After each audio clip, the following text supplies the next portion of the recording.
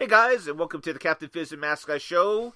Tonight we're going to get a little educational on your backsides, and we're going to be talking about, how to, develop your cosplay skills. So you know what? We'll be right back after this music. Hit it!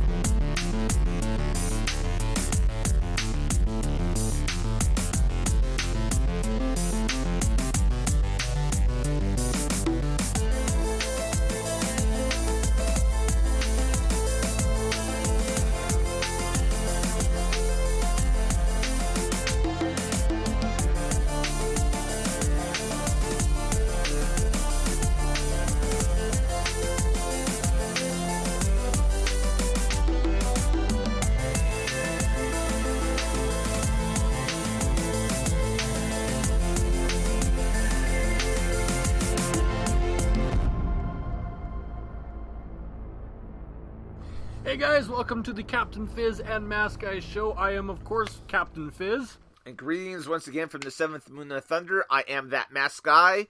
And welcome to the latest episode of our show. Yes, if you are a fan of our Facebook group, we actually decided to do a live show before the show, introducing ourselves, where you actually see our lovely faces for once, and it was weird, but it was very strange. We had absolutely no idea what we were doing, which seems to happen quite a lot, actually. I honestly love not knowing what I'm doing. It makes these shows so much better. So if you guys are interested in, going off and checking out our Facebook page, we will tell you a little bit about it at the end of the show. Yes. Ain't nobody got time for it at the beginning. Well, I don't know about that. Shut up. No. Did you just backtalk me, Matt? Yes, I did. Damn it, I've raised you well. I'm older than you. I don't care, I'm quite wiser. A bit older, actually. Today we're going to be talking about cosplay. I actually just recently attended the Pop Culture Expo here in Winnipeg this last weekend, and for its first year running, it was phenomenal. I met PJ Phil, which really makes me feel old. Because if you guys don't know, there is a channel called YTV here in Canada, which is based out of Toronto. And at one point, they had program jockeys, which were a bunch of 20-somethings. And PJ Phil was probably one of the more popular ones. He was the guy who made TV worth watching instead of all this crud of commercials. But this is a guy who I've been watching since I was like a kid. Well, not so much recently, but I'm standing beside him, and I have aged, but he has not. And it is really disturbing. He looks younger than me, and I'm not that old. Again, if you go to our Facebook page, you will see a picture of Captain Fizz with PJ Fresh Phil. PJ Fresh Phil. Just remembered his nickname. It was epic, and you're absolutely right. He doesn't look like he's aged that much at all. He hosted The Zone, which was a wicked after-school TV program, 3:30 to 6. It was awesome to watch. But while I was there, what really kind of caught my eye is the same as when we go to any of these conventions like C4 in October. It's the people dressed up in costumes, the cosplay. The amount of detail and energy that goes into each cosplay outfit that they do. Not to mention their weapons and sword. It could be a really, really overwhelming. Absolutely, because, you look at this, and I think a lot of people definitely feel overwhelmed, and they would love to be able to go off and to do stuff like this. But, they think it's not very cost-effective for them to be able to do it. Yeah, and that is one of the big concerns, is people don't think, they can afford it, that, they're not creative enough, they're not, able to do these things, and we're here to dispel those theories. I actually sat down with a person who does cosplay. I've known her for some time now. I used to work with them way back when. And they gave me a little insight on, how they do, cosplay without breaking the bank. They are, if you want to know more about the person who actually gave me the information and helped make this show really possible, you can go to JLEIGHartistry.com or thegeekery.com. Look them up, find them on there. You can also find them on Facebook and Instagram, the Geekery YEG or the Geekery Online. Very unique ones to look up. I definitely suggest doing it. Big inspiration for the show, so I thank you. You are a godsend. You are, not just for this show, but seriously, I've walked around wearing a Jedi robe at Comic Cons. This past year at Comic Con, I walked around with one of my masks on. I did not. No, because you got your hat. I have my hat, and I'm gonna make a boat this year. I'm gonna around my waist. I'm gonna make a boat. It's probably gonna be inflatable and possibly invisible. But this goes off and it's kind of inspired us a little bit. You guys, you ladies and gentlemen who go off and do this, you are kind of like our brothers and sisters in a way. So this show is dedicated to all you guys, and definitely dedicated to everyone out there who wants to, really get into this. Yes, I encourage you. Definitely get into cosplay. It is a wonderful, wonderful thing. We're gonna give you some ideas how to, get into cosplay for cheaper, which is awesome because cosplay can be expensive. It can, especially if you are one of those ones who go to multiple conventions. Here in Winnipeg, we actually have, at the moment starting this year, was 3 different ones. The HorrorCon in February for Valentine's Day, the Pop Culture Expo, which actually just passed this last weekend, and then C4 in October. There's also, a neighbor of mine was telling me there's something called an Icon as well. Yes. So I don't know that much about it. It's actually a convention for anime, which really brings out a whole unique world, especially for cosplay. Anime is one of the number one that I've seen that people cosplay, and some of the detail that takes just to do one character is absolutely unbelievable. At the convention, I actually saw someone who dressed up as, I can't remember his name, but from Avatar the Prince. Oh, okay. Yeah, I know who you're talking about, but I with the burn scar, and it was wow. I really just wow. Actually, one of my neighbors is preparing for Icon. He's very focused on this every year. Hopefully, he's going to go off and he's going to be able to show me the sword he's been working on. And he has built this almost completely out of styrofoam, and I think some plastic tubing.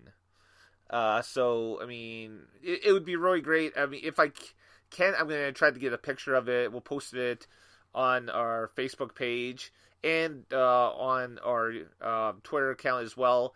And in case you guys were wondering about those websites and all that information that the captain went off and mentioned just momentarily ago, we will be posting links to all of those pages and so forth on our Facebook page and on our Twitter account following the show. Yes, absolutely. We will be, pretty much posting them away. I have already posted one of the websites currently on our Facebook page. We will continue doing that as well. So we might as well get into some of the information as well. Some of the stuff she suggested is to research the costume we do. So basically the character, what they're wearing, the weapons. Get an idea of, what you're planning for that costume before you actually move into the next step of, pursuing the material and stuff that you need to make it. Look at what other people have done. Other cosplayers are huge inspiration for what you want to do with the costume. Make it your own. Don't just go by the book and this character's supposed to look this way. I'm going to do it exactly the way. Make the character you. Be the character, but take it so much further. I think that's the big thing. Really get it to stand out. It's an art. Basically, she suggested going to, Michael's for supplies. Michaels actually has coupons on their website, I believe, if you or their newsletter if you subscribe, which actually cuts down your cost a lot. Michaels is generally very cheap. Now Coupons help. I don't know if Michaels is outside of Canada, so there's obviously going to be some great craft stores in the United States or whichever country that you are currently living in, because we know that we are now being listened to throughout the world. Yes. Hello, world. Hello, world. Another great place, I'm not sure if she mentioned it, was thrift stores. Yes, actually, she did mention, I'm pretty much reading this as I go. I've got it on my iPad, I've got my phone going. I just showed you, actually, the picture of her katana. Yeah, that's pretty sword. epic. I think that might be something else we should really go up and post on the page as well. Just because, just want to show you guys some of the great stuff. And, we do encourage you. Once we go off and bring up the link to the Facebook page, if you guys want to go off and post some of the stuff that you've done, maybe we'll go off and we'll bring it up. If you want to go off, and if you're on Twitter, go off and hit us up.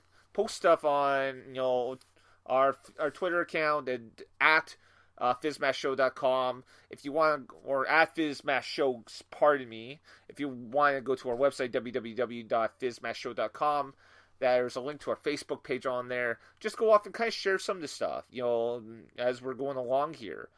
So, what's some of the other information that she was kind of going on here? Basically, discount fabric and thrift stores are your friend, which is pretty much what you were talking about as well.